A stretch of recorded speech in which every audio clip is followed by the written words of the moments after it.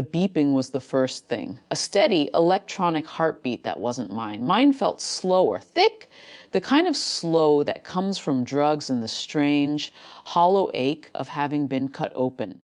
I was tracking the pattern of the beep when the door swung open. I didn't need to look. I knew the weight of those footsteps, the way they didn't hesitate or soften at the side of a hospital bed. You better start earning your keep. His voice was a grinding stone. I kept my eyes on the ceiling tiles. The pain from the surgery was a dull throb, a deep pull in my gut whenever I breathed too deep. I breathed shallow. Can't, I said. My voice was a croak. Doctor said 6 weeks. Lifting nothing. I heard him move closer, the scent of cheap coffee and engine grease. I said, stop pretending you're weak. I turned my head then. I wanted him to see my face, to see it wasn't an act. For a second, I thought I saw a flicker of something in his eyes.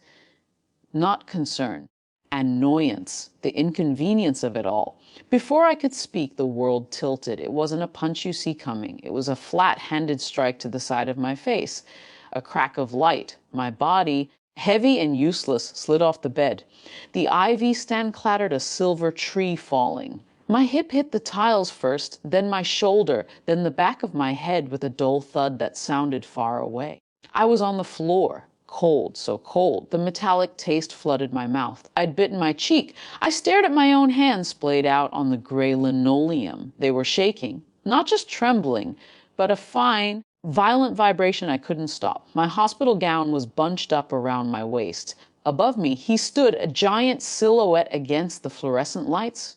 Get up, he barked. Quit the drama? I couldn't move. I wasn't pretending. My body had simply stopped obeying. I just lay there, looking up at the man who was supposed to be family, tasting my own blood, and feeling a profound, bone-deep shame that had nothing to do with my bare legs on the cold floor.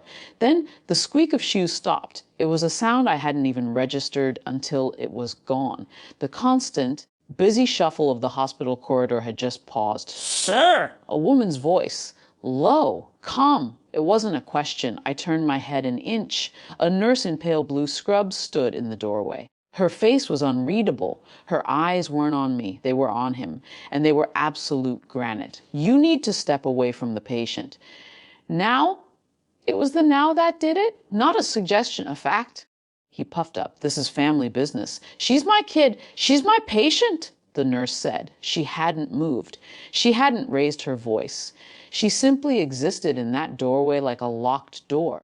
Security is on their way. You will wait in the hall. For a second, the air was thick with potential energy. I watched his hands clench. I watched her not flinch. Then a new sound. The heavy, quick footfall of multiple people. 2 security guards appeared behind the nurse, filling the frame. My stepfather looked down at me, a last, venomous look. Then he was guided out. He started to say something, to protest, but his voice faded as they moved him down the hall.